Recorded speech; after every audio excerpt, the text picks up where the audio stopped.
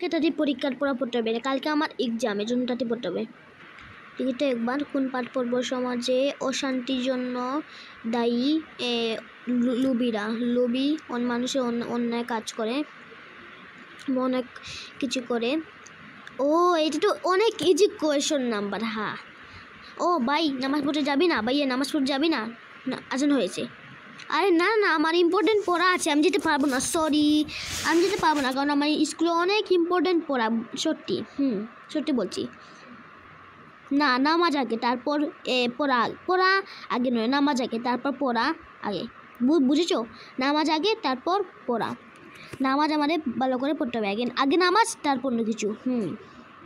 আরে না না, আমার খুব ইম্পর্টেন্ট পড়া এগুলো। সরি ভাই, আমি যেতে পারবো না, সরি ভাই আমি যেতে পারবো না, আমি মাফ চাচ্ছি, তবুও যেতে পারবো না, সরি, আই এম সরি। আগে আমার পড়া তারপর আমার নামাজ।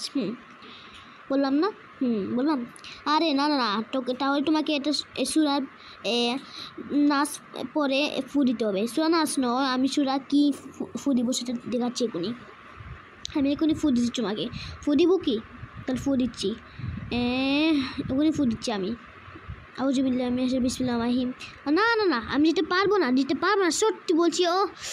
আমি যেতে পারবো না। তাহলে এবি পার, তাহলে এখন বলছি আউযুবিল্লাহি মিনাশ শাইতানির রাজিম বিসমিল্লাহির রহমানির রহিম। চু